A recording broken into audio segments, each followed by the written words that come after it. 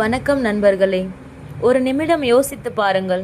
நீங்கள் இதுவரை செய்த பாவங்கள், புண்ணியங்கள் என அனைத்தையும் ஒரு கம்ப்யூட்டர் போல துல்லியமாக ஒருவர் கணக்கு வைத்து கொண்டிருக்கிறார் என்றால் அது எவ்வளவு ஆச்சரியம்! அந்த மர்மமான கணக்காளரின் பெயர் சித்திரகுப்தன். வருடத்தின் 364 நாட்கள் அவர் உங்கள் கணக்கை எழுதினாலும் ஒரே ஒரு நாள் மட்டும் நீங்கள் அவரிடம் மன்னிப்பு கேட்டு உங்கள் தலையெழுத்தையே மாற்றிக்கொள்ள ஒரு வாய்ப்பு கிடைக்கிறது. அதுதான் இந்த சித்ரா பௌர்ணமி. அன்றைய தினம் நாம் செய்யும் ஒரு சின்ன செயல் நம்மை கோடீஸ்வரர் ஆக்கலாம், அல்லது ஒரு சின்ன தவறு நம் புண்ணியத்தை மொத்தமாக கரைக்கலாம். இன்று இந்த வீடியோவில் இதுவரை யாரும் சொல்லாத சித்ரா பௌர்ணமியின் ரகசியங்களை அவிழ்க்கப் போகிறோம். முதலில் ஒரு சுவாரஸ்யமான உண்மை. சித்திரகுப்தன் எப்படி பிறந்தார் தெரியுமா? பிரம்மதேவர் தனது மனதில் ஒரு ஓவியத்தை சித்திரம் வரைந்தார். அந்த ஓவியத்திற்கு உயிர் கொடுத்து கையில் ஏடும் எழுத்தாணியும் கொடுத்து உருவாக்கப்பட்டதுதான் இந்த சித்திரகுப்தன்.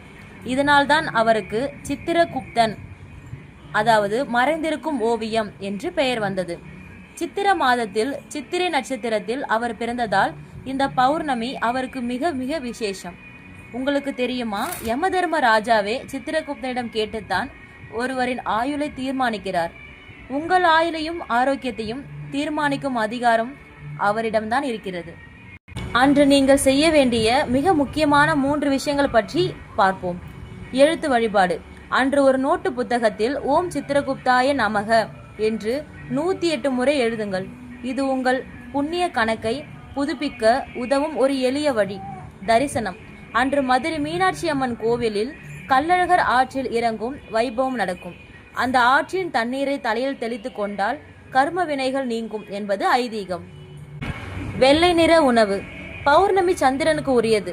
அன்று பால் பாயாசம் அல்லது தயிர் சாதம் தானம் செய்வது உங்கள் ஜாதகத்தில் உள்ள சந்திர தோஷத்தை நீக்கி மன அமைதியை தரும். சரி, சித்ரா பௌர்ணமி அன்று செய்யக்கூடாத விஷயங்கள் என்னென்னவோ என்பதை இங்கு காணலாம். இந்த இடத்தில் தான் நீங்கள் கவனமாக இருக்க வேண்டும். கடன் கொடுக்காதீர்கள். சித்ரா பௌர்ணமி அன்று யாருக்கும் பணம் கடன் கொடுக்கவோ அல்லது வாங்கவோ கூடாது. இது உங்கள் வீட்டில் உள்ள லக்ஷ்மி கடாட்சத்தை வெளியேற்றிவிடும்.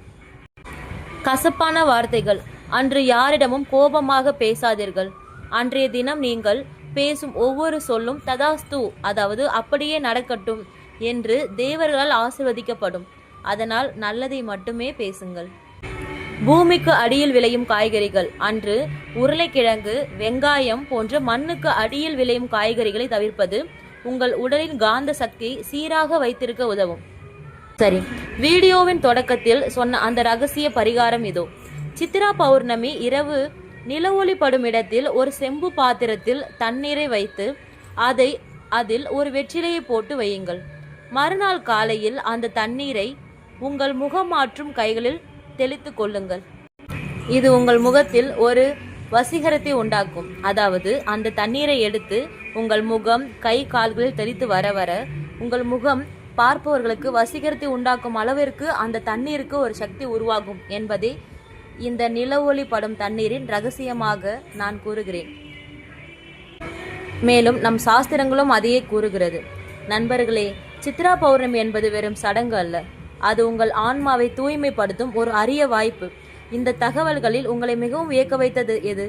சித்திரகுப்தனின் பிறப்பா அல்லது நில ஒளி பரிகாரமா? மறக்காம கமெண்ட் பண்ணுங்க. இந்த வீடியோ உங்களுக்கு பிடிச்சிருந்தா லைக் பண்ணுங்க, உங்க உறவினர்களுக்கு பகிருங்க. இது போன்ற ஆச்சரியமான ஆன்மீக தகவல்களுக்கு இப்போதே இந்த சேனலை சப்ஸ்கிரைப் செய்து கொள்ளுங்கள். நன்றி, வணக்கம்.